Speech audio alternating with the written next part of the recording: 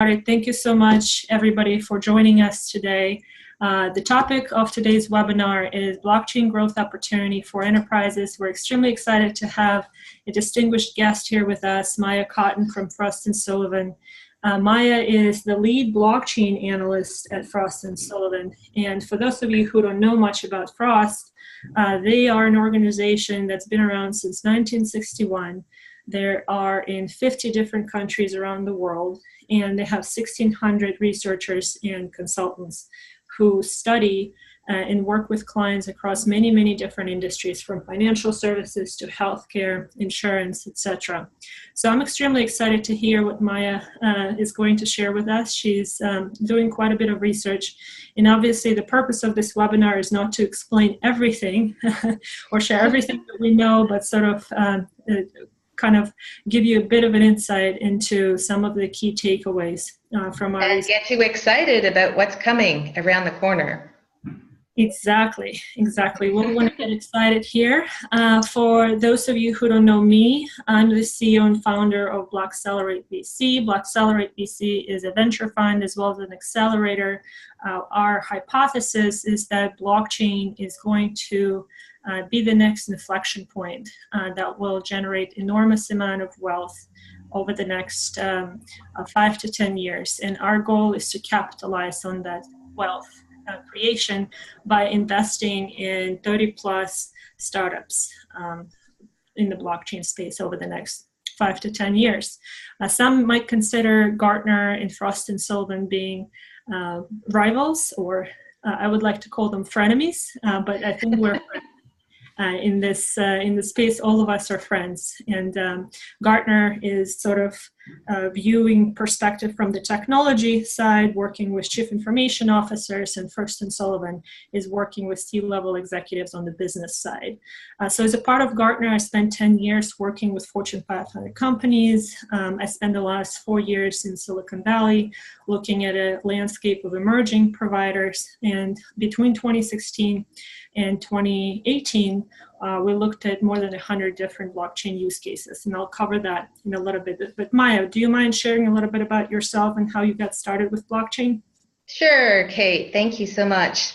So I'm an industry analyst and have been for coming up to 30 years now. I'm going to date myself a little bit. I started off in technology probably in the internet era, and so I've actually seen a lot of technologies rise. And blockchain is one of the more interesting ones that I've ever seen. But my story with blockchain actually starts with a story of disruption, and not the kind that you usually think of. In our case, our family was unfortunately disrupted. I had got a call a few years ago from my daughter's school, and they had said that they thought that she might have some disabilities that we needed to look into. And of course, as a mom, I dropped all of the other things I was doing and put my priority on getting the help that I needed for my daughter.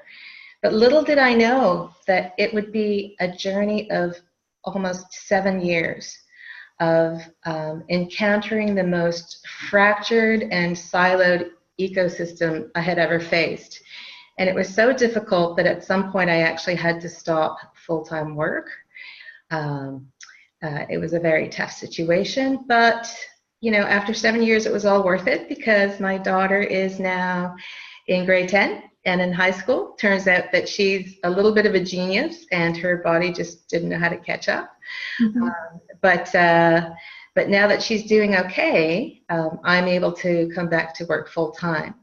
And of course, you do what you know. So I looked out at blockchain and saw that it had this immense capability of fixing the problems that I had just been through. And 1 out of 10 parents will experience this. And so, if you consider this is just one area of the world, there are so many other aspects that can be helped with the connectivity that blockchain can foster. And so I think this is where the opportunity is. One of the big themes for me today is to figure out where we are with blockchain and where it's going at this point. Right. And I think the whole idea of removing friction, breaking down the silos is something that you're going to hear throughout this presentation. Just a quick note here for those of you folks who are on Twitter. This presentation is going to be published on Twitter after this meeting, and feel free to tweet your questions at us, or you can just use the Zoom chat to post your questions here as well. So what are we going to cover today? We'll talk a little bit about why blockchain for enterprise, why enterprises should care about blockchain in the first place. And because we have Maya here, she'll cover the industry ecosystem analysis perspective of blockchain. And I, on the other hand, will cover the startup ecosystem analysis. We'll also cover the role of consortia, which is sort of this new wave or variable that came into play within the blockchain space, unlike the previous waves of innovation. It'll take us about 40 minutes or so to cover this, and then we'll open it up for questions. So why should enterprises care about blockchain technology? Well, when I was at Gartner, I was actually quite surprised to the amount of demand that we've experienced from Fortune 500 companies, from CIOs, from governments around the world, all looking to learn about blockchain. As a matter of fact, in 2017, blockchain became the #1 search term at Gartner. And in 2018, it still became the #1 search term. And what this told us is that everybody is interested in learning about it. A majority of Gartner's clients are chief information officers and senior decision makers in technology, and they all were trying to get their head around what blockchain is and what it is that can do for them. In fact, in 2018, we decided to analyze this question, and we posed a survey to about 300 plus CIOs around the world. And we said, why are you interested in blockchain? And a lot of responses came in. Some of them said, well, it can help us improve revenue. Some of them said it can help us improve efficiencies, reduce costs. But one of the surprising answers to that survey question was FOMO, fear of missing out. A lot of them admitted that the reason they were interested in this technology is because they were afraid of missing out. And not surprisingly, this is not the right reason to get involved with any technology, and specifically this one, because you end up with a technology in search of a problem versus a problem in search of a technology. And our goal throughout the presentation is answer this question: is why should you care about blockchain, and what is a good reason to do that?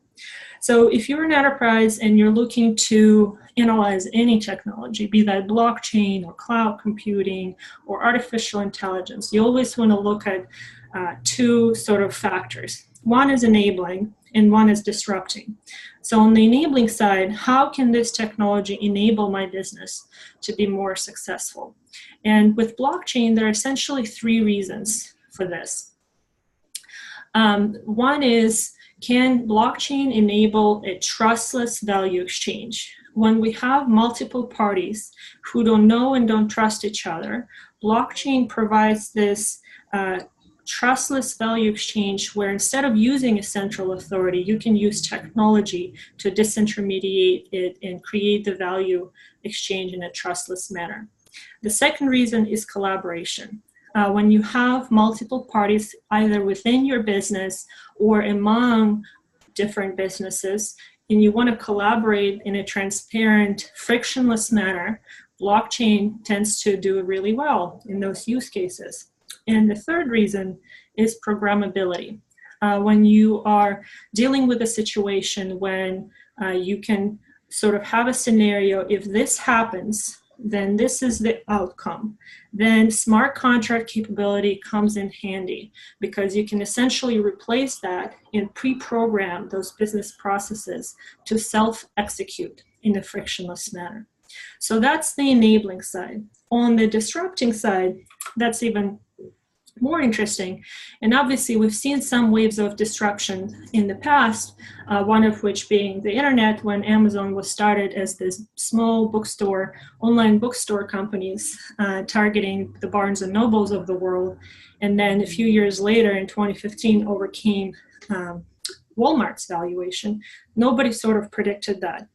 But in reality, that happened across many, many different industries. And as we can see here, from 2006 to 2016, majority of top most valued companies have shifted towards those internet businesses. As one of the famous venture capitalists in Silicon Valley, Mark Andreessen, had said, software is eating the world. And in fact, outside of this particular use case, many industries were disrupted by the internet. The more interesting question that I'm trying to get my head around and was thinking for a very long time is why that happened. And I came up with 3 reasons. Number 1, internet was able to lower the cost of coordination. In other words, the internet was able to remove the friction from many industries. The second reason, it lowered the cost of asset ownership. So in the case of Amazon, you no longer need to own asset-intensive brick-and-mortar facilities. You can conduct business online.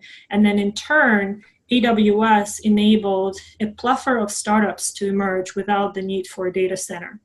And then the third is, sorry, lost my train of thought here for a second. The third is the data. It enabled a new asset class, which is called the data.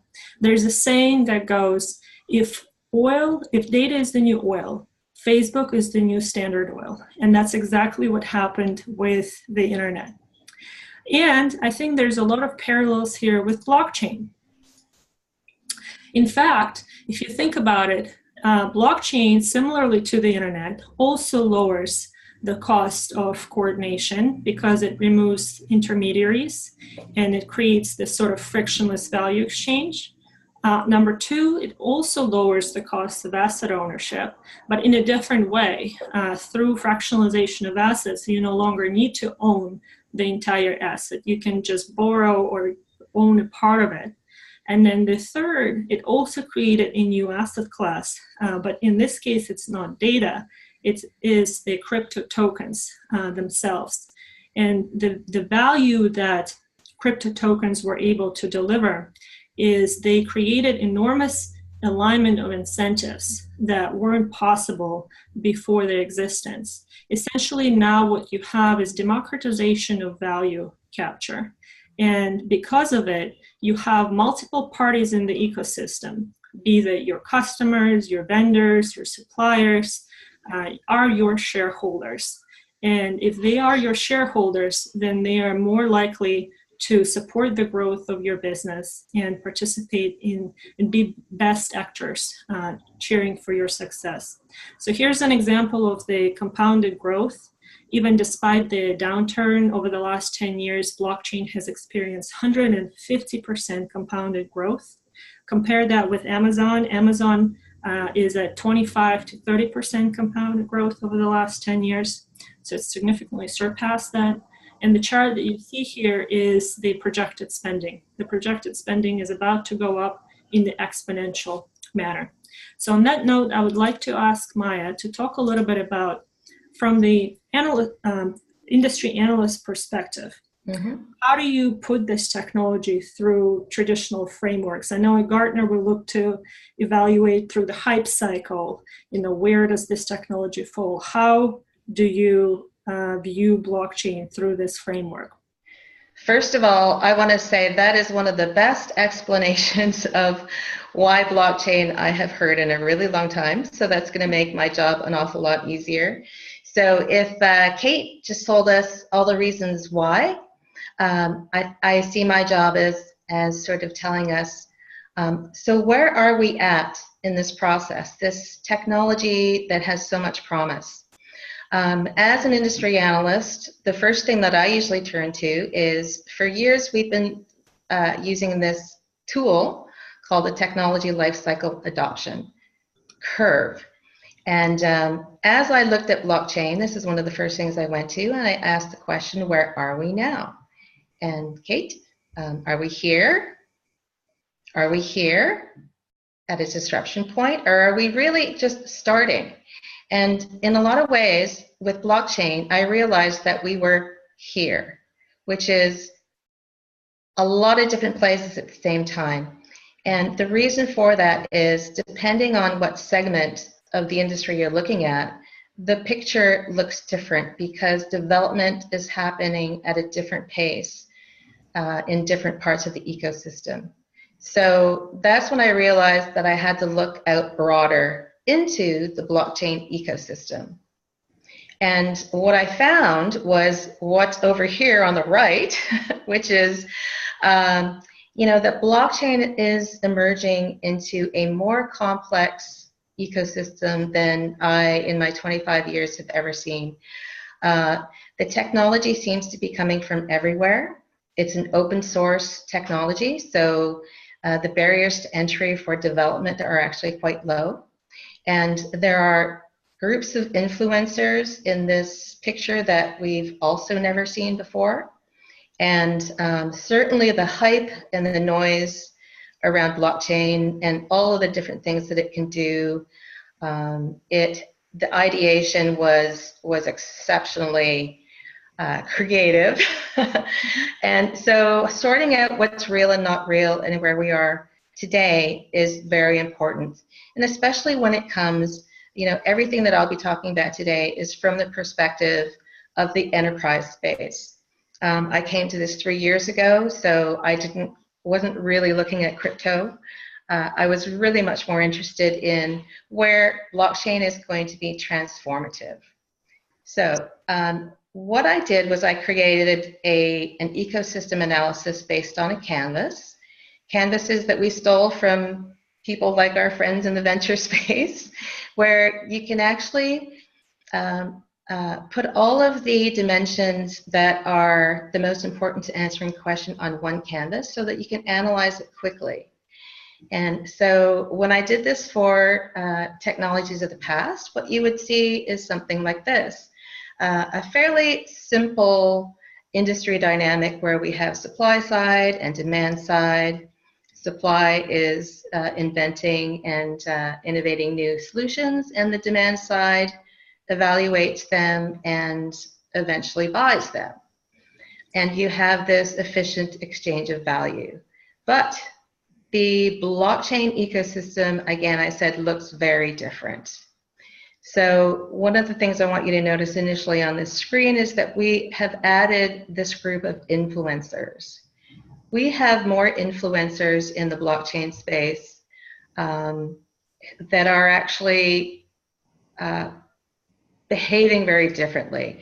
Mm-hmm. If you look at the open source development community, they are actually where blockchain came out of in the first place.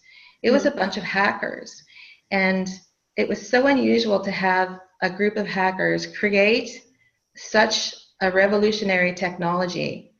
Mm-hmm. But their whole purpose for doing it in the first place was to actually upend the existing industry hierarchies. So, when we talk about disruption, this was disruption at a base platform level.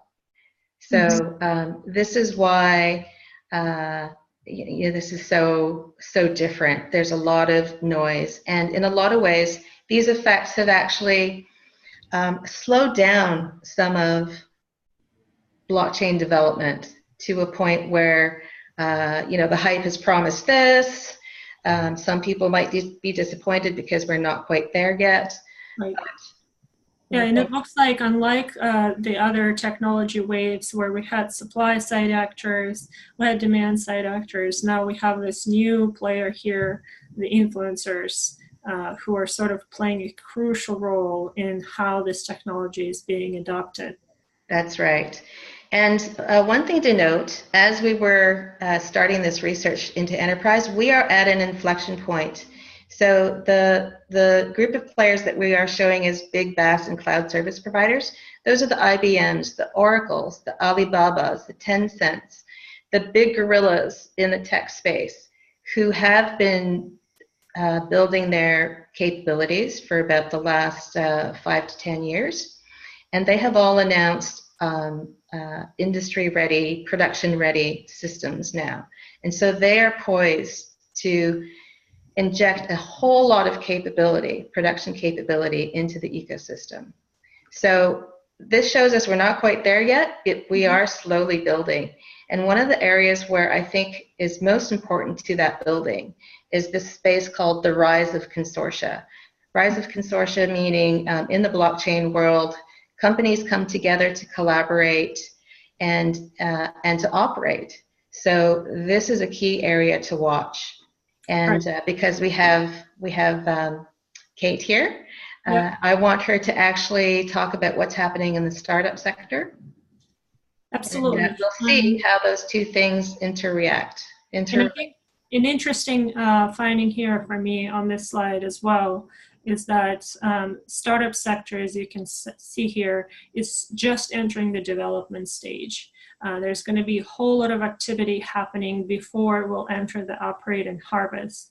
And even the largest providers are not quite harvesting yet. They're operating, but they're not really making revenue. And that is where we're headed in the next 5 years or so.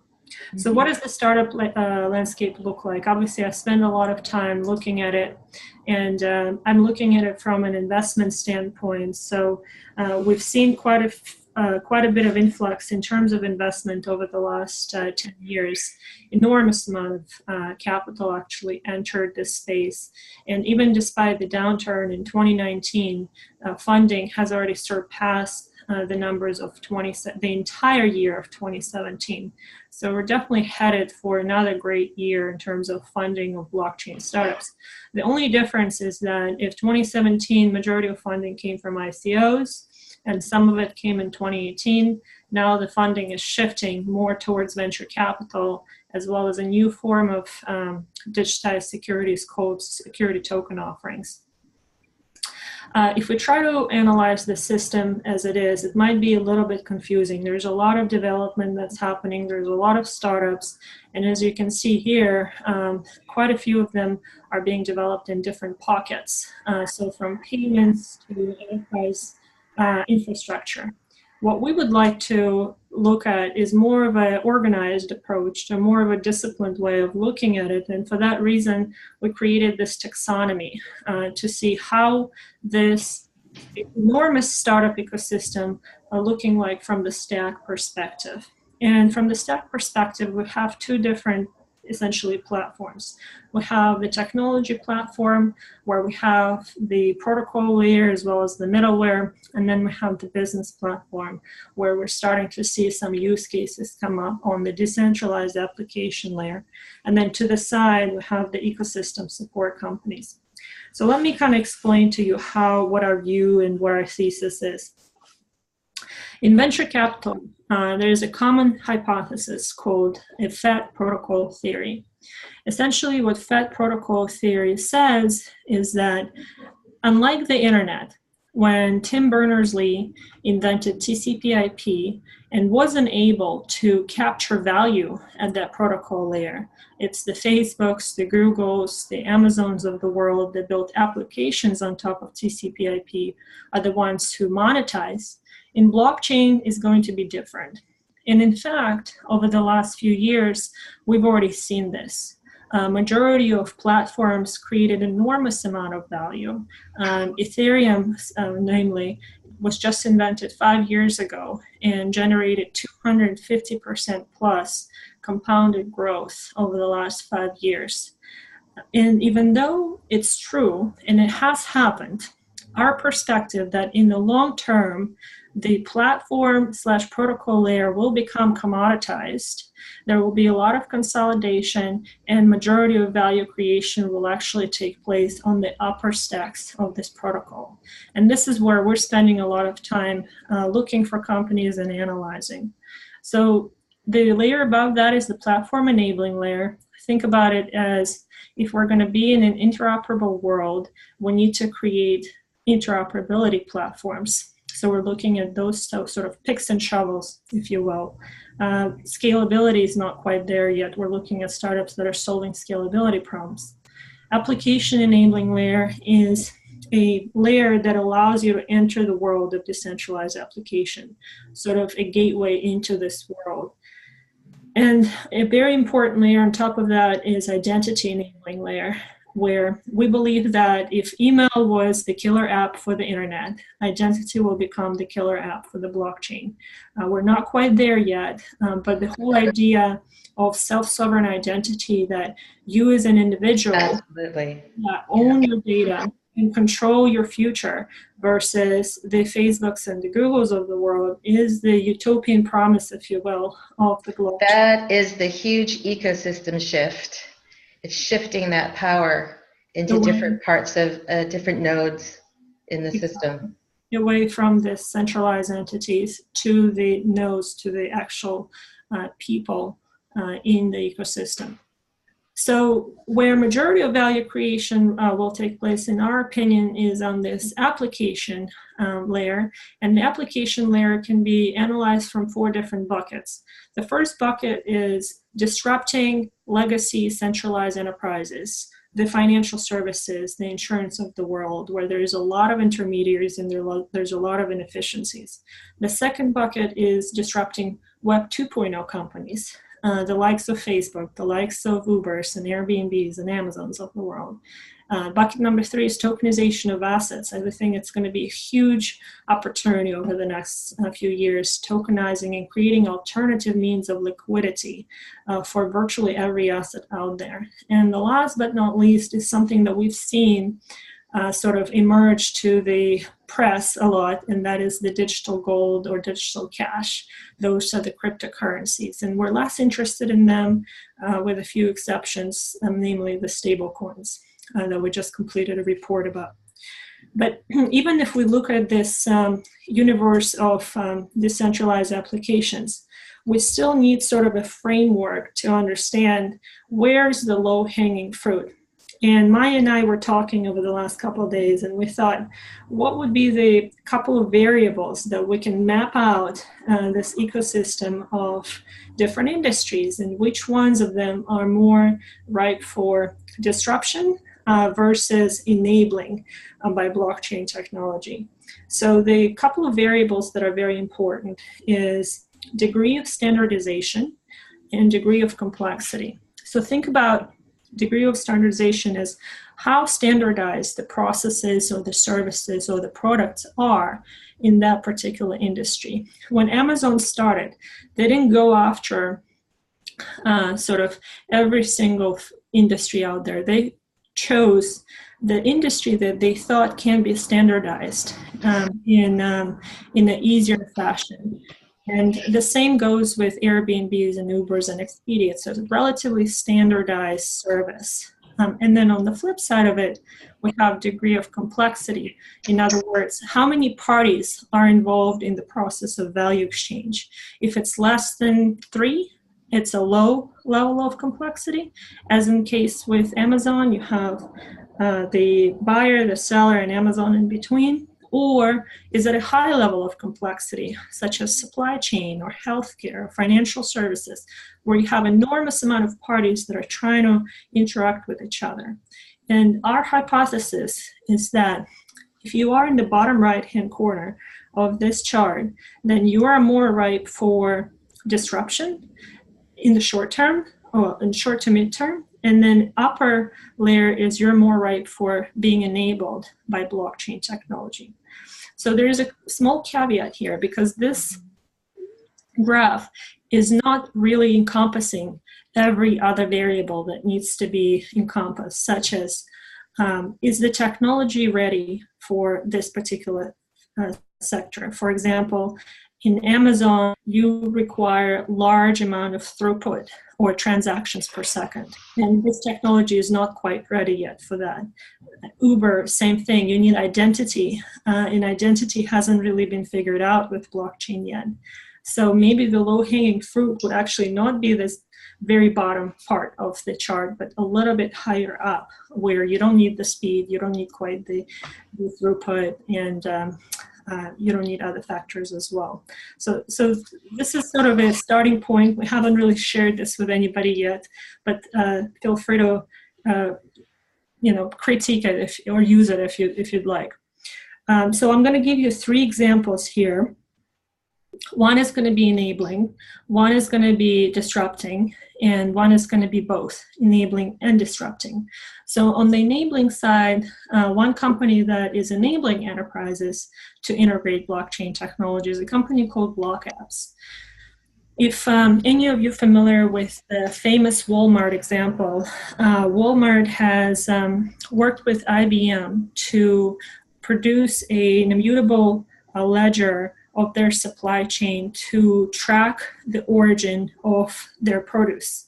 And the outcome of that was, instead of taking 6 days to track a particular product on their shelf, they lowered it down to 2 seconds. And it's a huge use case. But unfortunately, IBM is one of the few players out there that is sort of de facto go-to platform. Blockapps is allowing enterprises to build their own blockchain and build private blockchains, which means they don't have to expose the data to the outside world. And this is a classic example of picks and shovels already creating revenue and sort of on path to double-digit growth.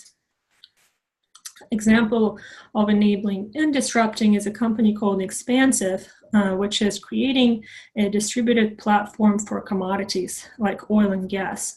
If you think about oil and gas, it's extremely convoluted, sort of this legacy industry that has a lot of parties that don't know, don't trust each other, oftentimes working on spreadsheets, don't share information with each other. But if you have a barrel of oil coming from one region of the world, and then you compare it with another barrel of oil from another region of the world, you'll realize the 2 barrels of oil are never the same. So what they're creating is a systemized way for you to track the composition of each commodity and share that across the supply chain with multiple parties. And that is really the enabling piece. The disrupting piece comes here is if you are a broker within this ecosystem, essentially you're connecting the buyers and the sellers, and that's all you do, then this technology will be disrupting to your business as well. So it's sort of both enabling and disrupting.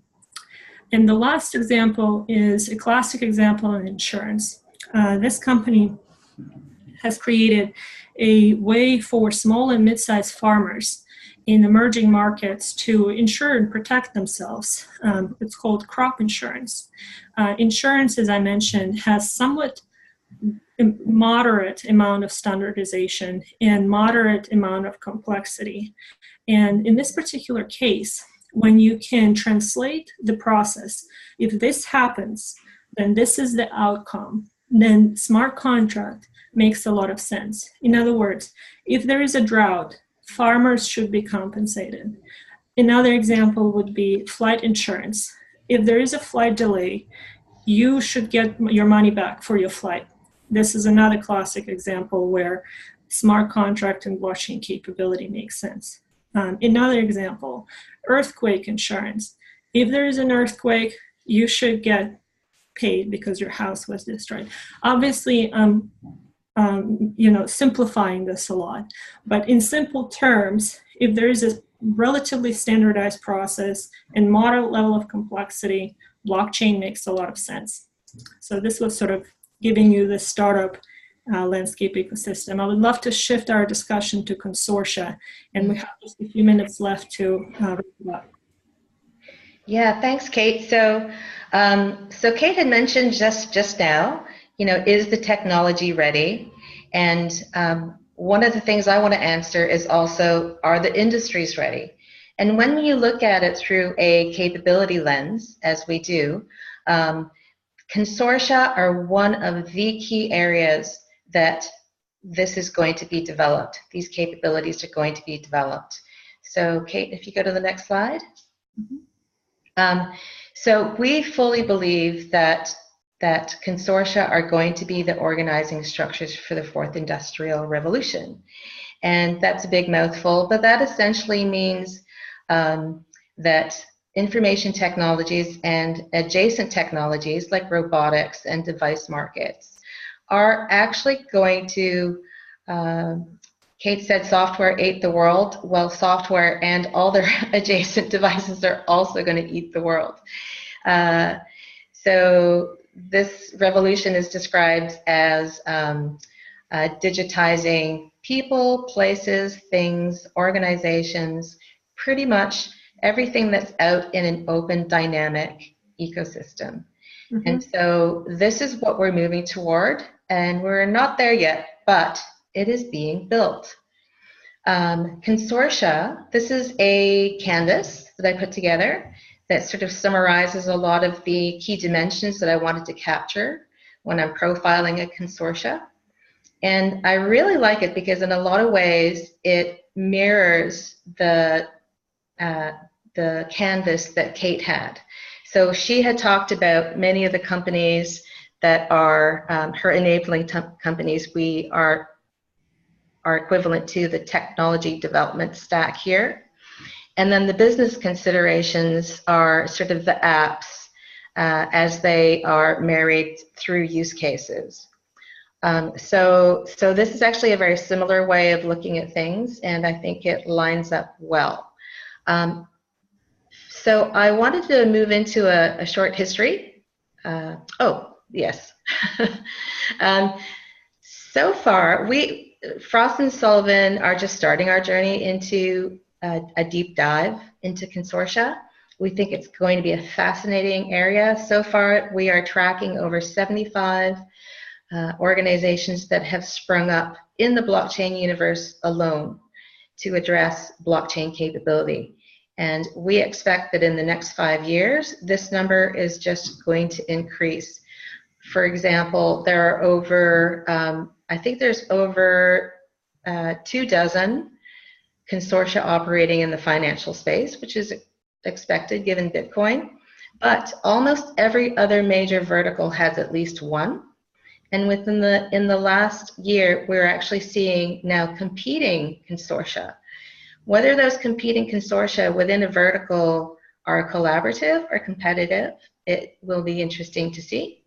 Or they may actually be developing different pieces of the capability, and eventually these will all come together, as we shall see. So early blockchain consortia formations, as again, were primarily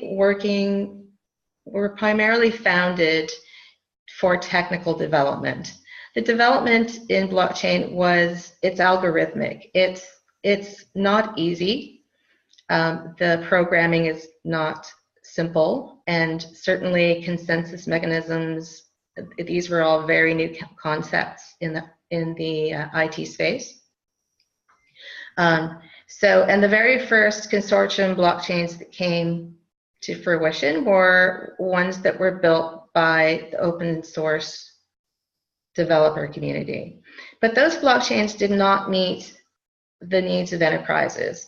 They were public, everyone could see the transactions, anyone can join, and they could join anonymously. And so these are things that just would not do for an enterprise solution.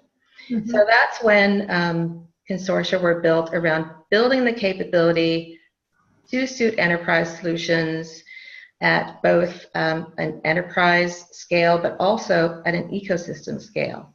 And these are the technical developments that we are seeing come along in this next stage. So those things were things that we've seen before in the tech business. That wasn't so unusual.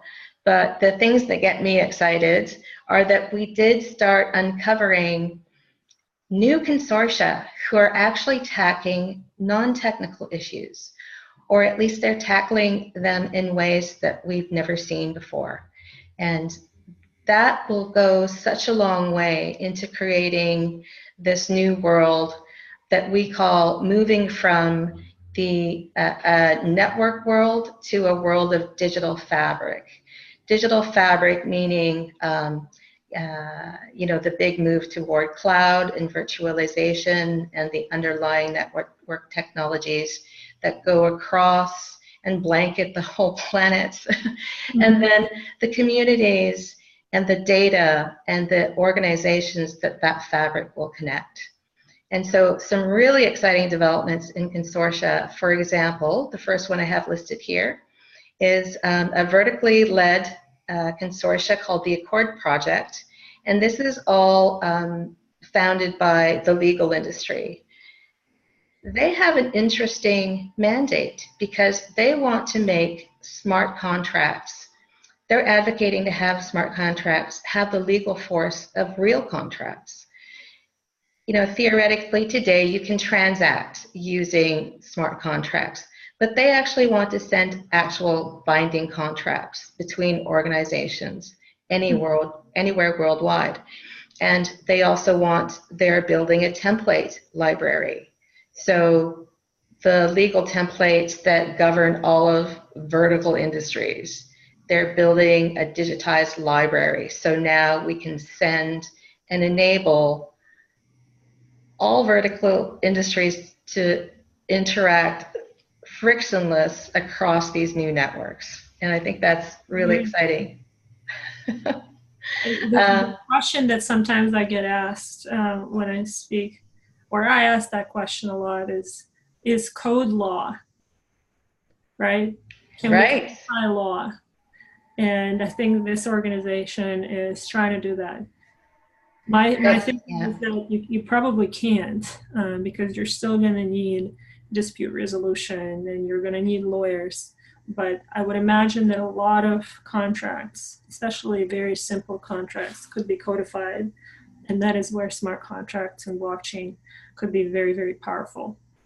Well, and you know, there are lawyers who are afraid of this new technology, and there are lawyers who embrace this new technology because it's going to converge with AI, and when that happens, that means that you may not need the lawyers anymore at all. So, yes, it's all very interesting. Yeah. So there were a few other, just going back to that previous slide, Kate. There were other developments in this, in these consortia that we think really represents a foray into real capability building in an open ecosystem. And these are things that we've never seen before. Countries are starting to build their own domestic infrastructure on blockchain. There are companies building on hyper connectivity of different types of communities. So all of these objectives are focused on the business and the community and the ecosystem capabilities rather than just the tech. Right. So what's going to come next? Frost&Sullivan predicts that the evolution of new types of consortia is going to just get broader and more interesting. We're going to see the deeper integration of organizations and data, and the digitization of not just known processes, but the design and redesign of new and not yet known processes. So in my opening example, healthcare for children with disabilities, I don't think anyone has actually ever, connected that ecosystem together to make it function before. And so these are big opportunities. Well, and I think education, is a huge example. Well, just my thing is moving. But education and healthcare are industries that have not changed in a very, very long time. And yes, that is certain. And where you have silos, you have inefficiencies. And where you have inefficiencies, you have friction and intermediation. And where you have intermediation, that is where disintermediation is just a matter of time. And blockchain is really supporting that. That's right. And it's, people lament that they think that blockchain hasn't fulfilled all these grand promises yet, but it is coming. I recently worked on a big healthcare RFP for the government of Alberta. And, what we saw throughout this document is that some of these big institutions are really, they're crushed under the weight of both their legacy IT systems and the data. And this new generation of technologies can so easily remedy it. But it is in these organizations of consortia where those details have to be ironed out for that to all be enabled. Right. But it's coming. That's what we're banking on here at Bloccelerate. And that's a high value industry. Exactly. So a lot of value to be created out of all those inefficiencies and friction. So I think to sum it up, sort of what we've just uncovered is that this industry doesn't really behave in similar fashions to a lot of other industries or technologies that we've seen in the past. It has this new sort of influencers category, the rise of consortia, the public influencers, the open source development community that are helping sort of create this fabric of the ecosystem.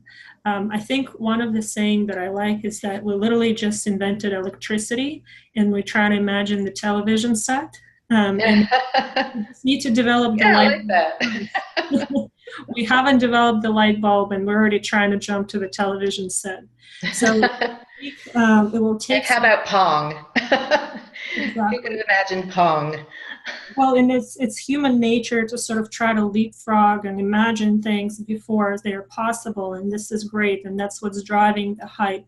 But if we take it sort of one step at a time, and we sort of see the next immediate opportunity, and we take advantage of it, I think that we're going to realize 10 years from now that we live in a very, very different world. And that world is better than the world we live in today. So on that note, thank you all for joining. We'll open it up for questions. If you have anything, feel free to unmute yourself or type in here in our chat or tweet at us in Bloccelerate, and we'll stay on for a few minutes. Well, I have to figure out where the chat is. There we go. Thank you, Mike. Appreciate you joining. Maya, how long have you been with Frost? I'll ask you a question in the meantime. Oh, well, actually started off at Frost many years ago, and I rejoined Frost just recently. So back in 1998 and just now. Great. Welcome back. Yeah. So in terms of the investments for Bloccelerate, we publicly announced, I guess, the warehouse deal that we made in a protocol platform called Hedera Hashgraph, which we are sort of seeing as a challenger and as a hedge against the current incumbent, which is called Ethereum. Some of the companies we haven't invested into, but we have identified, are the ones that I have mentioned on the previous slide. But I'll share those with you, the full list, if you're interested. John, thank you very much. One question from Maya. You talked about the role of influencers in this space. Absolutely. What should those influencers be talking about? How should they be influencing? That's a great question. Yeah, so there is, so all of these groups are trying to build capability of one kind or another, whether it's technical capability or business capability, data capability. It really varies around their mandate, and that's why I had in that canvas that the mandate of these organizations ranges from A to Z. And some of the formations that we've seen so far have been so interesting because they're so different. One of the ones that is really exciting to me is an organization called Mobi. They've only been around for a year, and they were led by a former CEO of Toyota. And he felt with blockchain that it would be interesting to build a blockchain infrastructure for the entire automotive industry. But instead of just looking at blockchain only, their constitution of their organization is completely technology agnostic. And so their goals will include looking at self-driving cars, even flying cars. They're looking at any kind of technology that affects mobility. And one of the most interesting things that they've done is they've actually adopted as far as their influence, they've adopted a thing called the Moby Challenge. The Moby Challenge was modeled against the X Prize and a lot of the other types of X Prizes that we saw that have private sector money to incent new companies to innovate solutions to a certain problem. And Moby has only been around for a year, and they're talking to another, I think, 35 organizations, and they're one of the first consortia who will get over that inflection point where they will, with their membership, represent over 70% of the entire car industry, probably within next year. So, when we talk about influence, they will be able to dictate their needs and their priorities. Well, the interesting sort of way to look about it is this platform category, right? If you have such a massive influence for one particular vertical and you have the power to sway the market in a way that, from our perspective, we see the platforms and the protocols evolve to serve very specific vertical industries as well. So maybe we're going to have one gold standard, platinum/gold /silver, and then there's going to be a few of those vertical specific platforms just fulfilling the needs of one particular industry, be that automotive or financial businesses. Yeah.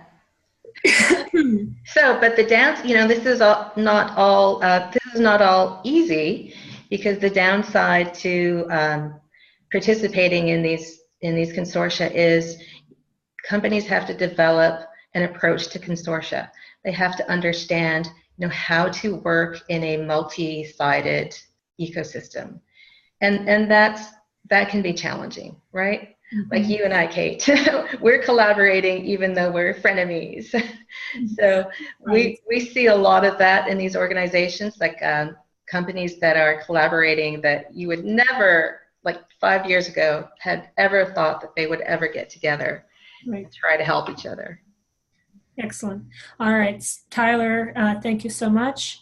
Adina, how do you see the changes short and long term in the governance/operations within enterprises and moving forward consortia? That's a good question. So what role will consortia play in the governance of an enterprise? So the interesting thing about blockchain is that, and one of its unique features is that blockchain as a platform, governance can actually be put on the platform. So, and when we talk about governance that's embedded on chain, it means that the code that is riding on the chain is actually making some of the decisions.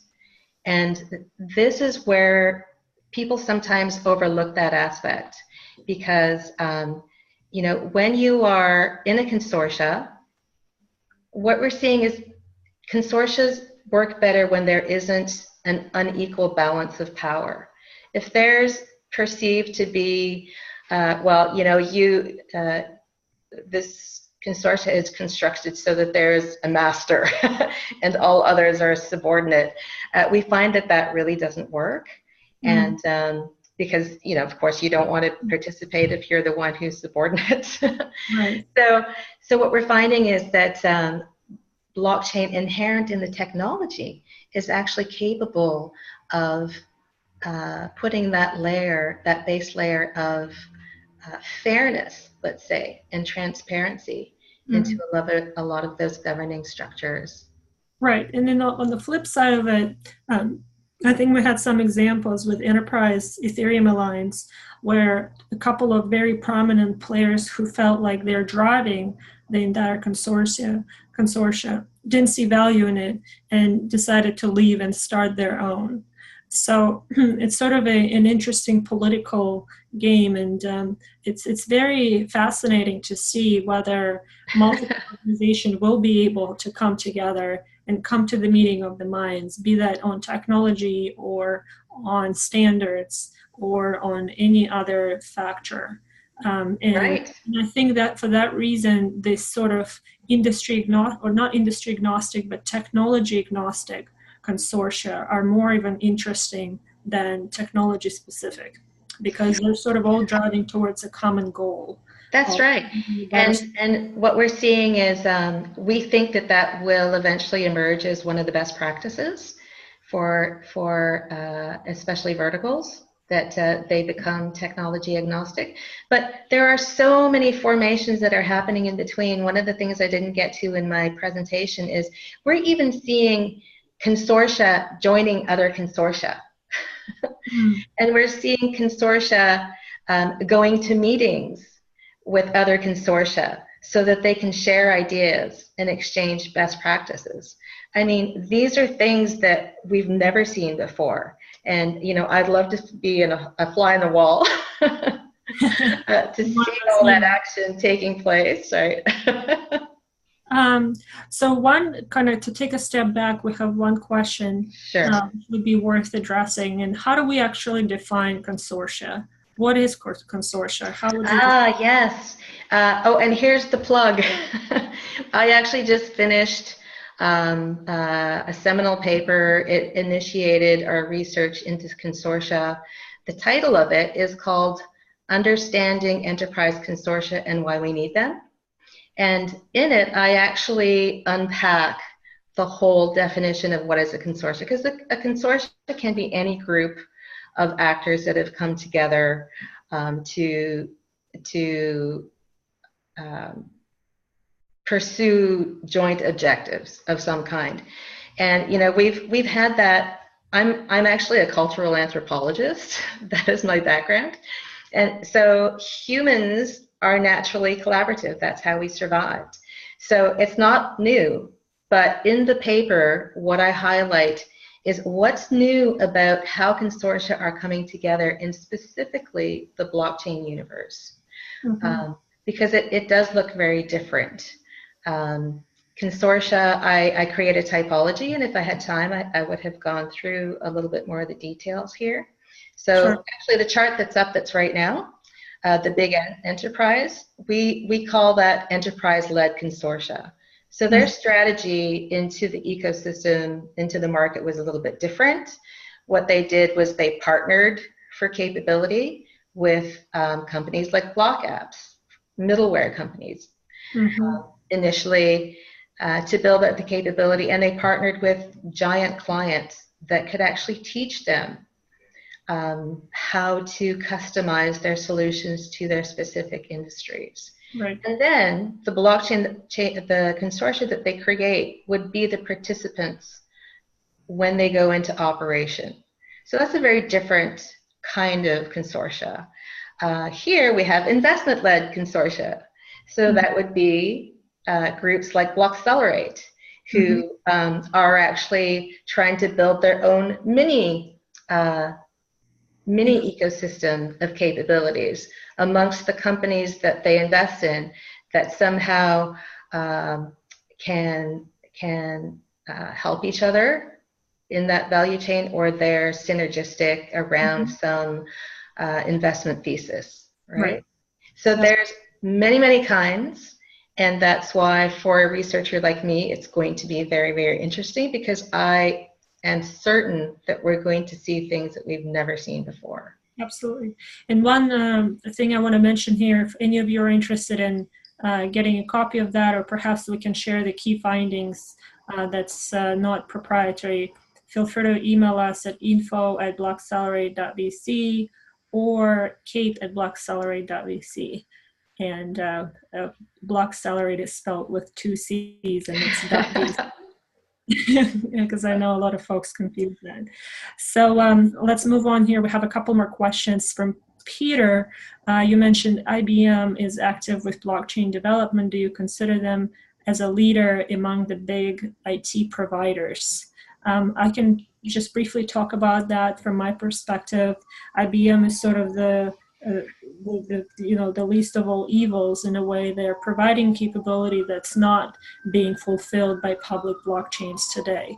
Majority of enterprises are very afraid of going to public chain and going to Ethereum's or public chain of Ethereum. So there's a saying among CIOs, as you know it, Peter, is that you can't be fired for purchasing from IBM. And that's essentially what happens here today. They sort of develop this capability. They might be considered a leader in the short term among those big enterprises, but just like anything else in the long term, I believe where majority of purchasing decisions will go to are going to be those earlier stage startups, because they're more nimble, they're able to fulfill the needs of an enterprise, and they're able to surpass the capability of the first mover advantage that IBM would have. Maya, what are your thoughts on that? Yeah, certainly as I look to see which of the big traditional tech companies have been developing blockchain capabilities, certainly IBM has been the most visible, it's been the most active. And as far as capability building, they have actually built, I think, the most capability, not just technically. What they've done is actually done a lot of learning from the perspective of the verticals. And that actually will go a long way.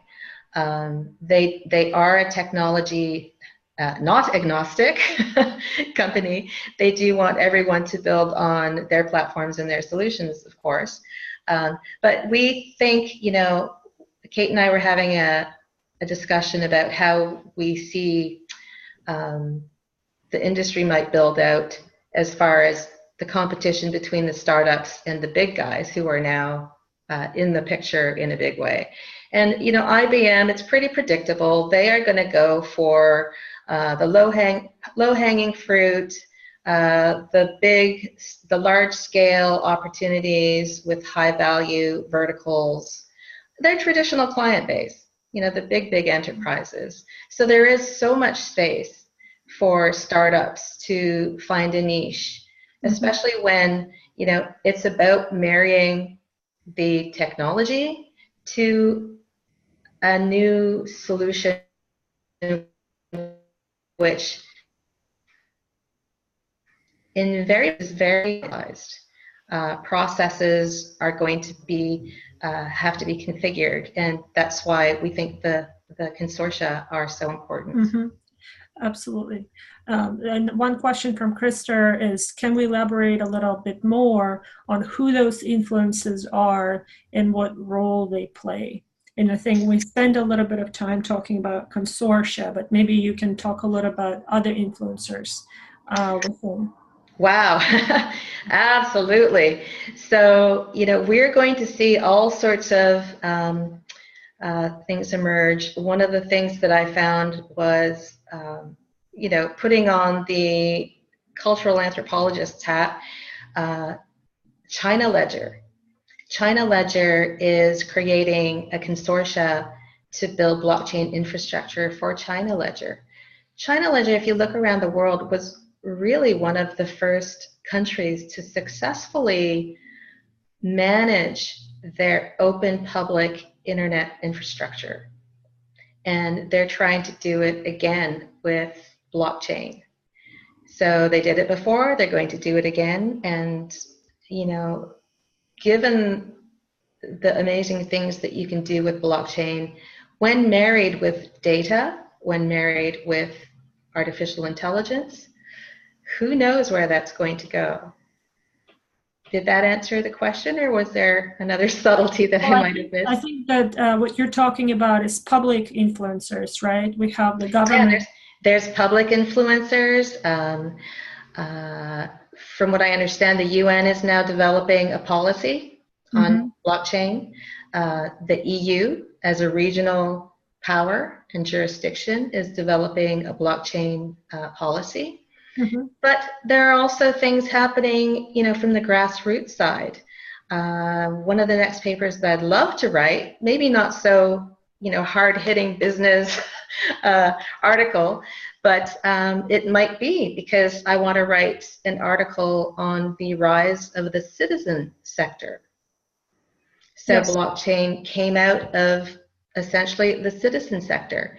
And for the last 10 years, there's been a lot of work around social enterprise. Mm-hmm. And I believe that those two things are going to start to marry and organize and Right. coordinate. As a matter of fact, majority of value creation came from the citizen sector, from all those tokens and ICOs in the last 10 years. But our hypothesis is that over the next 10 years, a lot of that value will shift to the enterprise and to the government use cases, and that's where we're spending a lot of time. Thinking about it and working with those influencers. We have Irfan here on the line, who's been doing a lot of work on public partnerships. We've done partnerships with global governments around the world because we know that the low-hanging fruit will also be use cases that not disintermediate or disrupt those governments, but supports those governments to achieve the business outcomes, such as the titles, the voting, the land property management, and a number of other use cases. Foreign aid being a good example.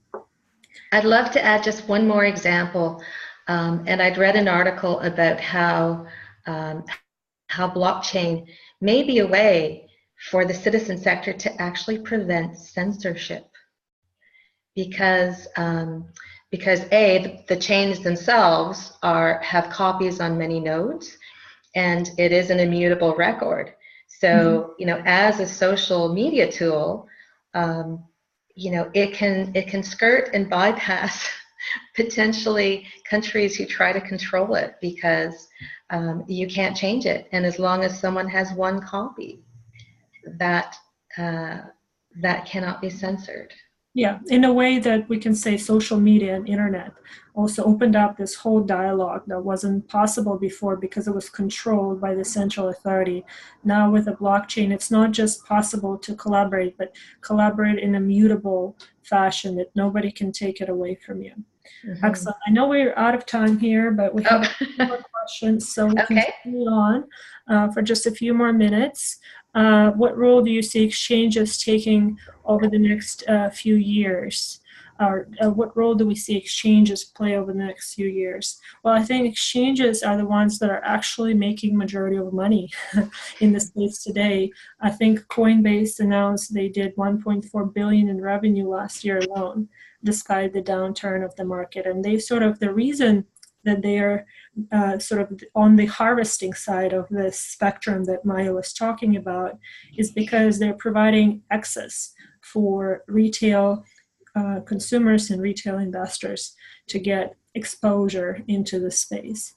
And I don't see that role diminishing anytime soon. If anything, I believe that we're going to have the higher adoption of this crypto assets and digital assets that we're going to see, the more those exchanges are going to benefit from the growth in this market. One interesting shift, though, is we're seeing move towards decentralization of those exchanges, because if you think about it, exchanges are centralized entities, and this space is all about decentralizing and removing intermediaries. So potentially in the next few years, we're going to see exchanges become decentralized, and some of them are already taking steps towards that. Great. All right. Last question I think we have, and then we can take any more questions, guys, if you want to email us. With self-sovereign identity, users will be transacting with different blockchains, so within different consensus mechanisms. Do you know if anyone is solving that problem? Maya, are you aware of anybody? So self-sovereign within a blockchain? Transacting with different blockchains. Oh, yes, absolutely. So essentially the protocols that blockchains run on are equivalent to what would have been like transmission protocol. It's the language that moves information from one place to another. So what we're seeing in this next stage of tech development is development in the interchange of types of data, types of documents, types of information. So the protocol that lies underneath remains the same, but we take a handoff from one network. As long as the say it's a Word document or something like that, as long as that data can be translated or is standardized, it can move across different blockchains. So those capabilities are being built. It's just software after all. Mm-hmm. And we expect that we're going to see that interchangeability in almost every data and asset class. Mm-hmm. That's what it needs to move toward. Interoperability is a very important topic, and a lot of smart folks, way smarter than me, are working on solving those problems. Excellent. On that note, I really appreciate everybody joining in. This presentation will be available on our Twitter account at Bloccelerate, as well as on SlideShare. If you have any questions, or if you're interested in learning more about Bloccelerate or Frost&Sullivan, feel free to email us at info@bloccelerate.vc. And thank you all for joining. Have a good day. It's been a pleasure. Thank you so much, Kate, for inviting me. I appreciate you joining. Thanks. It was excellent. Cheers. Bye.